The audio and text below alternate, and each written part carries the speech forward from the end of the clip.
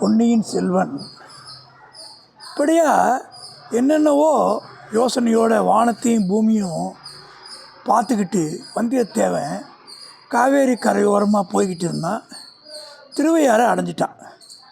அந்த ஊரோட அழகு வளம் இதெல்லாம் அவனுடைய உள்ளத்தை ரொம்ப ஈடுபாடாக ஆக்கிச்சு, கொள்ளை கொண்டுச்சு. அது திருவையாறு தானான்னு கேட்டுக்கிட்டான். அந்த அற்புதமான சேத்திரத்தோட மகிமையை அவன் கேள்விப்பட்டதெல்லாம் கொஞ்சம் குறைவாக தான் இருந்தது. ஏன்னா அங்கே அதை விட அழகாக இருக்குது. மரங்கள்லாம் செழிப்பாக வளர்ந்துருக்கு. பலா மரங்களில் எவ்வளோ பெரிய பலாக்காய்கள் தொங்குன.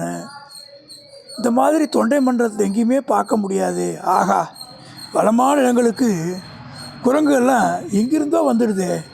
அவை கிளைகளில் தாவது எவ்வளோ அழகாக இருக்குது. சம்பந்த பெருமாள் என்ன சொல்லியிருக்கார், ஏதோ ஞாபகம் வருது. திருவையாறு வீதி முனை அரங்கங்களில் பெண்கள் நடனம் ஆடுறாங்க. அந்த ஆடலை கேட்க பாடலோடு மத்தள சத்தமும் முழங்குது. அந்த முழக்கத்தை கேட்ட குரங்குகள் மேகங்களின் கர்ஜனை நினச்சி மரங்கள் உச்சாணி கிளையில் போய் மழை வருமானு பார்க்குது. அடடா, இன்றைக்கி எவ்வளோ பொருத்தமாக இருக்குது. உயர்ந்த மரங்களில் உச்சாணி கிளை குரங்கு ஏறுதுன்னா எவ்வளோ ஒரு அழகு. ஆடல் பாடலுக்குரிய இனிய சத்தங்களும் ஊருக்குள்ளேருந்து தான் வருது. யாழ், குழல், முழவு, தன்னுமை முதலிய கருவிகளோட ஓசையோட சதங்கை சத்தமும் சேர்ந்து ஒலிக்குது. இங்கே ஆடுறவங்க கடம்பூர் சம்பிரதாய மலையில் ஆடியவர்களை போல் குறவை கூத்தர்கள் இல்லை. ஆகா, இங்கே கேட்பது பண்பட்ட இனிய கானம், கலைச்சிறப்பு வாய்ந்த பரதநாட்டியம் ஆடுவோரின் சதங்கை ஒலி. அதோ ஆட்டி வைக்கும் நடன ஆசிரியர் கையில் பிடித்த கோலின் சத்தம் கூட சேர்ந்து வருது. கோலாட கோல்வலையார் கூத்தாட குவிமுகையார் முகத்தினின்று சேலோட சிலையாட சேயிழையார் நடனமாடும் திருவையாரே.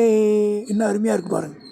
கோலாட கோல் வலையார் கூத்தாட குவிமுகையார் முகத்தினின்று சேலோட சிலையாட சேழையார் நடமாடும் திருவையாரே. ஆகா, சம்பந்த சுவாமிகள் சிறந்த சிவபக்தர். சம்பந்த சுவாமிகள் சிறந்த சிவபக்தர், அதை காட்டிலும் சிறந்த ரசிகர். அவர் அன்றைக்கு வர்ணனை செய்தபடி இன்றைக்கு இந்த திருவையாறு விளங்குது.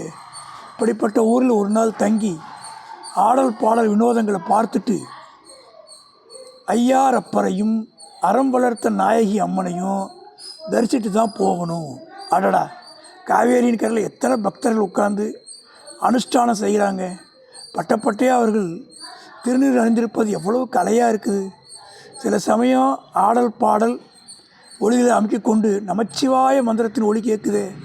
அந்த சம்பந்தரின் தேவாரத்தையே யாரோ இனிய குரலில் அருமையாக பாடுறாங்களே.